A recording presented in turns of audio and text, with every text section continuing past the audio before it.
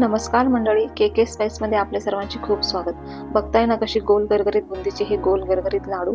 तर आज आपण पाहणार आहोत बुंदीचे लाडूची रेसिपी. तर यासाठी इथे मी पाव किलो बेसन घेतला आहे. याच्यामध्ये मी टाकला आहे चवीसाठी मीठ.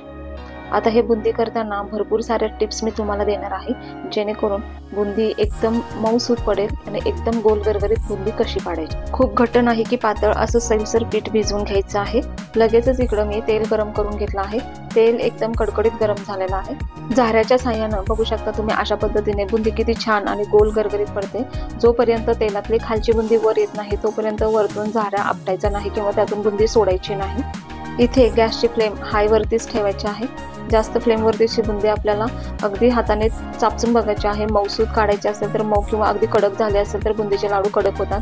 त्यामुळे अगदी 3 ते 4 सेकंदातच बुंदी तेलामध्ये हलवून आपल्याला लगेचच काढून घ्यायची आहे. बघू शकता किती छान गोल गरगरीत पिवळी धमक अशी आपली एकसारखी बुंदी दिसत आहे. बुंदी टम्म फुगण्यासाठी किंवा गोल येण्यासाठी इथे सोडा वगैरे अजिबात घातलेला नाही. फक्त पाणी टाकून आणि मीठ टाकून सैलसर भिजवलं गेल्यामुळे ही बुंदी अशी छान पडते.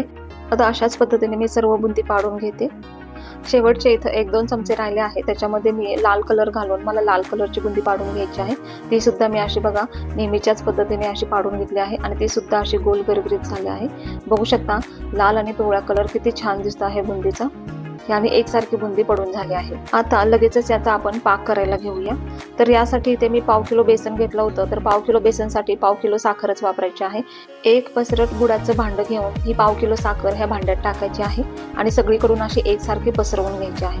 आता ही साखर भिजेल इतकंच पाणी आपल्याला याच्यामध्ये पाकासाठी घालायचं आहे. तर यासाठी इथे बघा मी फक्त अर्धा ग्लासच पाणी वापरलेलं आहे आणि नंतर हे साखर आणि पाणी हे मिश्रण एकत्र करून गॅसवरती ठेवायचं आहे. आता यातली साखर पूर्णपणे विरघळून देऊन याचा आपल्याला एकतारी पाक तयार करायचा आहे.